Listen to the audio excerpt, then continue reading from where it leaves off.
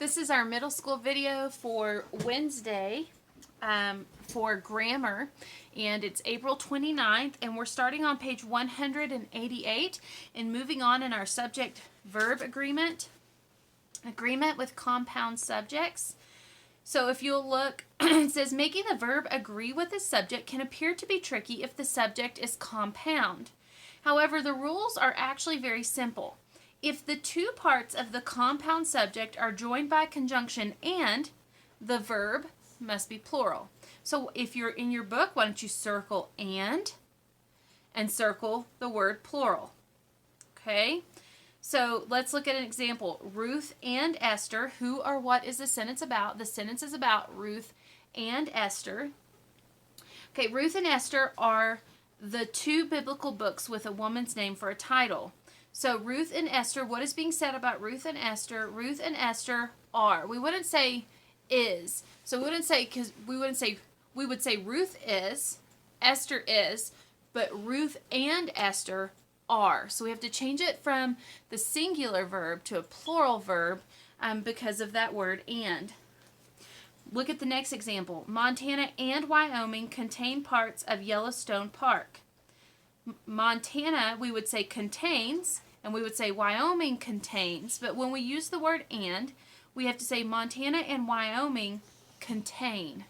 Okay, so remember the plural verb is without the S, right? And the singular verb has the S. If the two parts of the compound subject are joined by the conjunction or nor, the verb must agree with the subject closer to it. Okay, so go ahead and circle or nor, and then circle these words. Subject closer to it. Circle that. Okay, so let's look at the example. Hamburger or pizza is on the menu tonight. Okay, so we use the words or, so it only has to agree with pizza because we have to agree with the subject that's closer to the verb.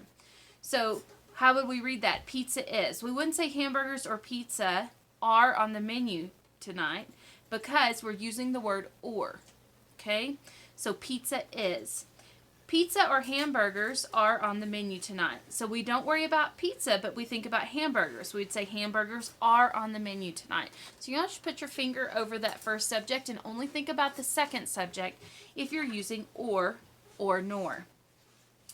If the compound subject joined by or nor appears in a sentence with inverted order, the verb will still agree with the subject closer to it. So this is still or nor, but it has an inverted subject. Inverted order. Is pizza or hamburgers on the menu tonight? So notice who or what is the sentence about? The sentence is about pizza or hamburgers.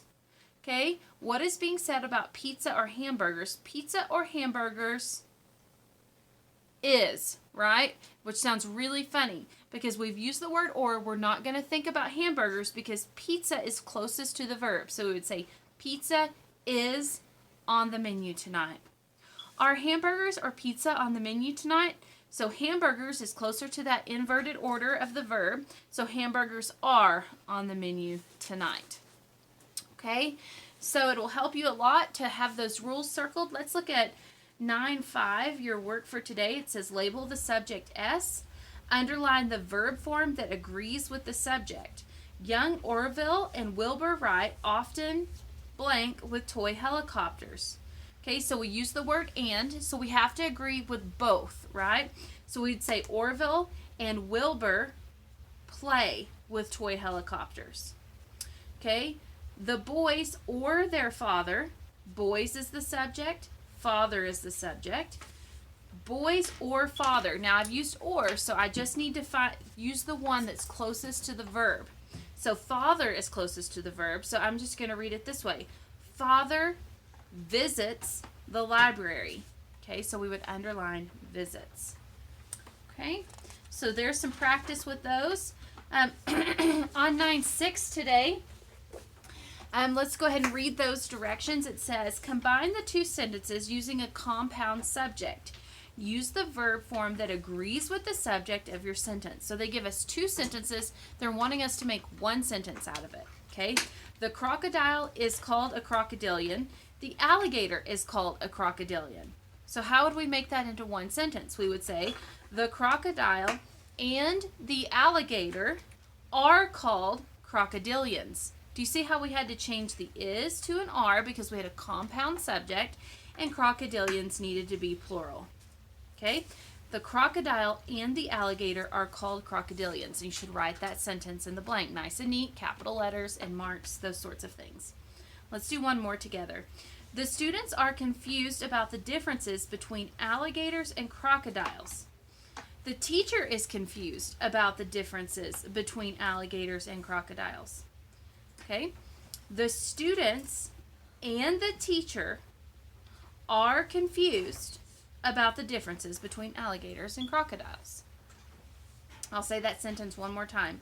The students and the teacher are confused about the differences between alligators and crocodiles. So in that, they already had students are and teacher is, right? But now that that is plural, we have to use are. I'm trying to see if there's... Let's look at number 4. Are the alligators' snouts pointy? Or is the crocodile's snout pointy? Okay, so let's make that into a sentence. Are the alligators' snouts or the crocodile's snout pointy? Are the alligators' snouts or the crocodile's snout pointy? Okay, and that's using that or. Okay, I'm going to let you guys finish that. Remember, if you will Marco Polo me a picture of your completed work, I will Marco Polo you back the answer sheet so you can check your answers.